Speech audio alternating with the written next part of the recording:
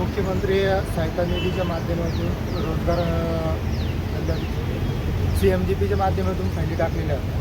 त्या CMGP फायलीच्या प्रकरणाला आता 1.5 वर्ष कंप्लीट होऊन गेले. त्याची दखल बँक घेत नसल्या कारणाने आम्ही साहेबांकडे आज एक पत्र दिले आहेत.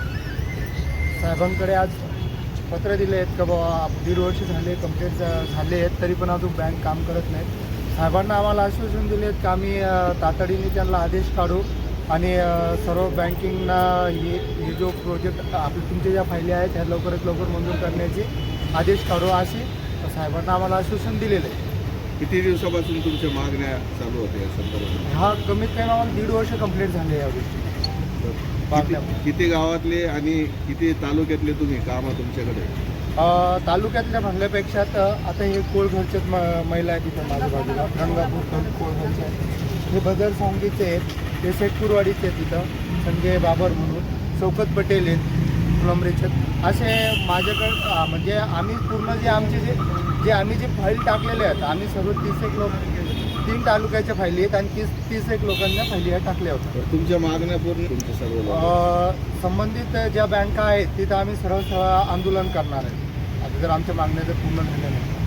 तर तुम्हाला काही संघटनेचा पाठिंबा भेटलेला आहे या संदर्भात? अद्याप आतापर्यंत कुठल्याही संघटनेचा आम्हाला पाठिंबा भेटलेला नाही आहे. आपलं नाव? माझं नाव हिम्मत पांडुरंग खोतकर. दुसरं कोण बोलणार आहे? प्रलंबित मागण्या आहे तुमच्या.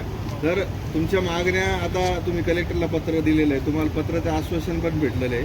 पुढचं पाऊल काय असणार तुमच्या मागण्याने मान्य झाल्यास? आंदोलन वगैरे करणारच आहे. बँकेजवळ आता बँकेने काम मॅनेजरने जे आहे का ते म्हणजे त्यांनी फाईलच हातात घेतलेली होती पण त्यांनी घेतली नाही. जे घेतलेली आहे पण मग काम नाही करत होती. राजकीय क्षेत्रातले आमदार खासदारांना तुम्हाला काही आश्वासन दिलं, तुम्ही त्यांच्याकडे गेलते का? नाही, त्यांच्याकडे नाही गेलो. जाणार आहे तुम्ही? नाही. विरोधी पक्ष नेते मुख्यमंत्री आहे का? तुमचं नाव काय? झालं तर भविष्यात जाऊ शकतो. उपोषणावर काही आंदोलन करणार? नाही उपोषण. आपलं नाव? गणेश नागोडे.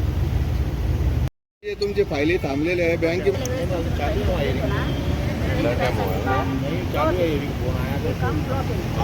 कोण म्हणतात ते? बरं ते फ्लॉप असलं तू दाखल करताना कसं घेतला मग? तुला तेव्हा पेपर दिसले नाही म्हणा असं विचारलं तुम्ही?